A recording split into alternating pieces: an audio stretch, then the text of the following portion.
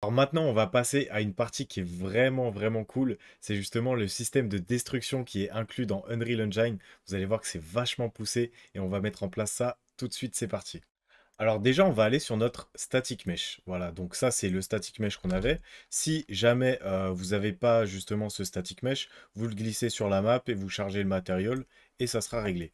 Donc maintenant qu'on a notre static mesh, on va aller ici et on va aller dans fracture. Voilà, ici. Et maintenant, une fois qu'on est dans fracture, ce qu'on va faire, c'est déjà tout ça, je vous rassure, on n'en aura pas besoin. C'est vraiment pour des choses très spécifiques. Nous, ce qu'on aura besoin tout d'abord, c'est de cliquer sur uniforme. Donc, on va cliquer sur uniforme. Donc, la première chose à faire, une fois qu'on a ouvert le fracture mode, c'est qu'on va cliquer sur new. Voilà. Donc là, ça va nous demander où est-ce que ça va enregistrer notre mode de fracture, notre objet qu'on veut fracturer. Nous, on veut enregistrer notre objet dans le dossier Asset, puis Target. Donc on fait Create. Voilà. Et maintenant, comme on peut le voir, on a des sortes de fractures qui sont affichées. On peut tirer aussi ici pour voir un peu plus les textes. Donc là, ici, on a quelque chose qui s'appelle Explode Amount. Donc en fait, ce que ça veut dire, c'est le taux d'explosion de l'objet en question. Donc là, par exemple, si j'augmente, il va rien se passer du tout. Pourquoi? Parce que j'ai pas paramétré les fractures. Donc là, si je clique sur fracture, hop, là, ça nous a créé justement 20 morceaux de notre objet en question. Donc là, par exemple, si je vais dans Explode Amount et que j'augmente jusqu'à 1, donc ça va de 0 à 1, on voit tout notre objet fracturé. Mais nous, ce qu'on veut, c'est qu'on veut que ça soit un peu plus fracturé. Donc ce qu'on va faire, c'est qu'on va aller sur le root ici, donc sur 0, on sélectionne 0, et là, on refracture une nouvelle fois. Et là, si on retourne sur 0 et qu'on fait Explode Amount, vous verrez qu'il y en aura un peu plus. Donc on va le refaire une troisième fois, fracture. Donc là, on va dans Explode Amount, et là, vous voyez que c'est vachement plus réaliste. Donc c'est exactement ce qu'on veut. Ensuite, du coup, pour voir notre objet qui se casse en temps réel, ce qu'on va faire, c'est qu'on va aller dans le panneau à droite. On regarde bien qu'on est dans Details et pas dans World Settings. D'ailleurs, ça, on peut le fermer pour éviter de se tromper. On va déjà cocher Enable Gravity et Simulate Physics. Une fois que ça c'est coché, ce qui va se passer, c'est que l'objet, hop, il va tomber en fait. À chaque fois qu'on va appuyer sur Play, il va tomber. Donc nous, ce qu'on va vouloir faire, c'est qu'il se casse facilement. Donc pour ce faire, on va faire CTRL espace. Là, on va aller dans notre dossier où notre géométrie a été créée, tout simplement. On va ici. Du coup, là, on va décocher Mass as Density. On va mettre 1. Hop, là, on sauvegarde. Et dès qu'on appuie sur Play, on peut voir qu'il y a un petit bout qui s'enlève. Donc, déjà, ce qu'on va faire aussi, c'est qu'on va aller dans le Selection Mode. Voilà. On va cliquer là. On va cliquer sur All. Et quand on descend un petit peu, on peut voir Show Bone Color. Donc ça, c'est pour nous en tant que développeurs pour voir si toutes les fractures qui vont être appliquées à notre objet. Donc on décoche ça. Et si j'appuie sur Play, hop, on peut voir justement que l'objet se casse. Mais ce qu'il faut pour que l'objet se casse, c'est justement un objet qui rentre en collision avec. Donc par exemple, je vais vous montrer quelque chose. Si j'appuie sur les trois petits points ici et que je clique sur Simulate, voilà, là notre objet il se casse un petit peu.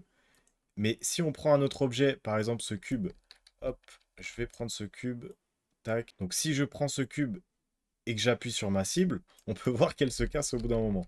Donc nous maintenant, on veut l'appliquer sur notre projectile, on veut que ce soit notre projectile qui casse cette cible, donc c'est ce qu'on va faire tout de suite. Alors si par exemple, je prends mon arme et que je tire dessus, comme vous pouvez le voir, ça change pas grand-chose.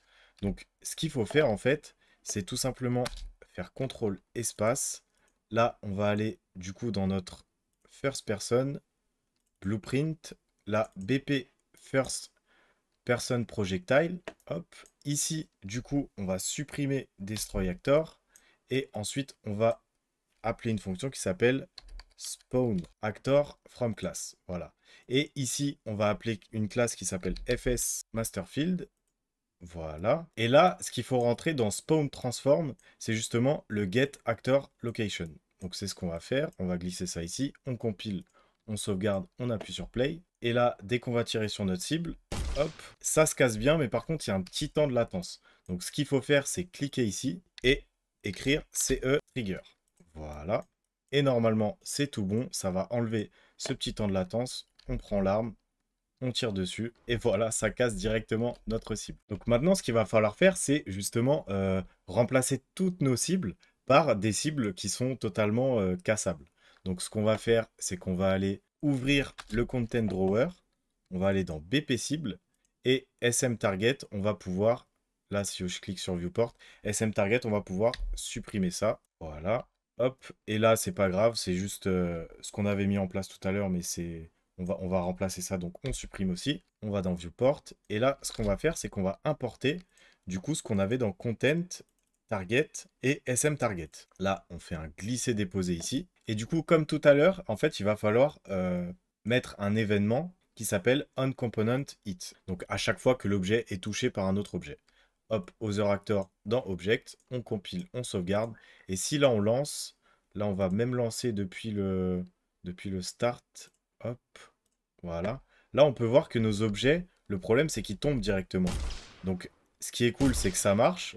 Bon, là, j'ai perdu, du coup, vu que le timer est set à 2 secondes. Là, on peut voir que ça marche. Mais par contre, il tombe direct. Nous, c'est pas du tout ce qu'on veut.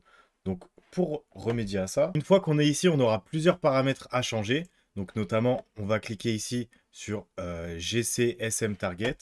On va descendre. On va cliquer sur Block All. Voilà, parfait. Ensuite, dans Simulate Physics, on va cocher la case et on va disable la gravity. Donc là, ici, je décoche et on va tester ça directement. Si je prends mon arme et que je tire dessus, hop, ça rajoute les points et ça casse mes cibles. Le seul problème, c'est que du coup, mes cibles, elles sont un peu trop proches. Donc ce qu'on va faire, c'est qu'on va prendre cette cible, on va l'éloigner un peu. Je vais la mettre un peu en hauteur. Cette cible, je vais la mettre par ici. Et celle-là, je vais la reculer aussi un peu. Voilà, maintenant on va tester ça. Si je tire dessus, c'est tout bon. Et si je tire sur celle-là, parfait. Et si je tire sur celle-là, nickel. Donc tout fonctionne.